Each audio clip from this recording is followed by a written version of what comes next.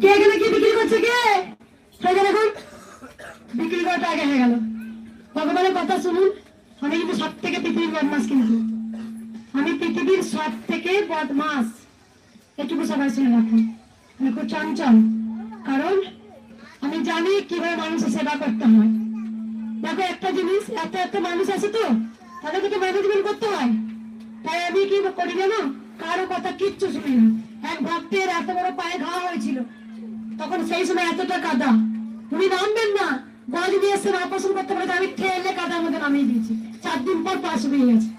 অনেকে তো কাদাই পা দেয় না, বুঝলেন, ওটা ইনফেকশন হয়ে যাবে কাদা, কিন্তু আমি জানি কাদাটাও অমৃত মায়ের কাছে। এবার শুনুন, সবাই তো আপনারা সব কথা বললেন, আমরা কিন্তু এই কথা বলতে পারি না যে আমরা কিছু অন্যায় ন্যায় করে ফেললাম কিনা। আমরা বলি রে পাপ কর্ম করিস না, নরকে যেতে হবে। এটাই নরক, এটাই স্বর্গ। যদি আমি পুণ্যের কাজ করি, যদি আমি কর্ম করি সৎ কর্ম, আর যদি গোবিন্দকে ডাকি, ভিজে ভাত খেলেও আমার কাছে সেটা অমৃত সমান। আর পাপ কর্ম করে যদি 3 তলা 4 তলা বাড়ি করি, যদি 10 জনকে ঠকিয়ে যদি আমি রাজা হই, তাহলে কিন্তু সেটাই হচ্ছে নরক। কোনো না কোনো গোবিন্দ আপনাকে ফিডব্যাক ফিরিয়ে দেবে, যেমন কর্ম তেমন তার ফল। এমন কিছু কর্ম করব না যা আমাকে নরকে বাস করতে হয়। এটাই নরক, এটাই স্বর্গ। গোবিন্দকে সব সময় ঘুম থেকে উঠে বলবেন, চাওয়া পাওয়া তো আছেই, আমাদের জীবনে চাওয়া পাওয়া শেষ নেই।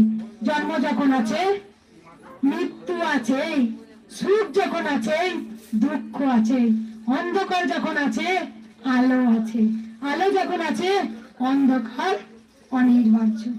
তার মানে তোমার জীবনে পুরোটাই সুখ হতে পারে না। তোমার যদি পুরোটাই সুখ হতো, কখনো তুমি মুখে কৃষ্ণকালী নাম জপ করতে না। তাই তোমার জীবনে দুঃখ আছে বলেই তুমি কিন্তু একবার হলেও বলছো জয় কৃষ্ণকালী মায়ের জয়। আর সমস্যা যদি না থাকতো, মায়ের কাছে কখনোই আসতে না। কারণ এই ঘোর কলিযুগে মা জানেন যে আমি যাব, আমার সাথে মরা গেলে আসবে আমার চরণে। তাই মায়ের কাছে কিছু চাইতে নেই। মাকে বলতে হয়, মা গো, যে মালাটা আমি এনেছি তোমার চরণে যেন নিও মা, দেবে কি দেবে না সেটা সম্পূর্ণ তোমার ব্যাপার, কিন্তু আমি যেন তোমায় ভালোবাসতে পারি।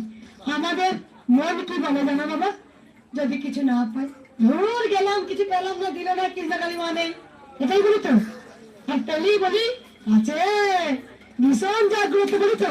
আরে মাও তো পরীক্ষা নেই, তোর হৃদয়টা কত বড় দেখবো, হ্যাঁ, তোকে আরো ফেলবো। তুই আমার যত ডাকবি তত তোকে আমি আরো গভীরে ফেলবো। দেখবে জয় কৃষ্ণকালী মায়ের জয় বলতে বলতে গোবিন্দই তোমার হাতটা ঠিক তুলে ধরে তোমাকে ঠিক উদ্ধার করেছে। কারণ যে 4টে যুগ, সত্য যুগ, ত্রেতা যুগ, দ্বাপর যুগ, কলি যুগ। সত্য যুগে এসেছিলেন প্রহ্লাদকে রক্ষা করতে নারায়ণ, বিষ্ণু, নৃসিংহ, নারায়ণ। এলেন তো কশিপুর হিরণ্য রাজাকে বধ করতে, আর তার ভক্ত প্রহ্লাদকে রক্ষা করতে এসেছিলেন। সত্য যুগ, ত্রেতা যুগে কে এলেন? স্বয়ং রাম এলেন। কাকে ধ্বংস করতে? কংসকে বধ করতে। স্বয়ং রাম এলে রাবণকে বধ করতে, রাবণকে বধ করতে তিনি এলেন। রাম স্বয়ং তিনি এলেন। তাই রাম এসেছিলেন রাবণকে বধ করতে। তারপরে কে এলেন? দ্বাপর যুগে স্বয়ং ভগবান শ্রীকৃষ্ণ, তিনি কংসকে বধ করতে এসেছিলেন। তো আর ঘোর কলিতে কে এসেছিলেন? কলিযুগে কে এলেন? নিমাই সন্ন্যাসী চৈতন্য মহাপ্রভু।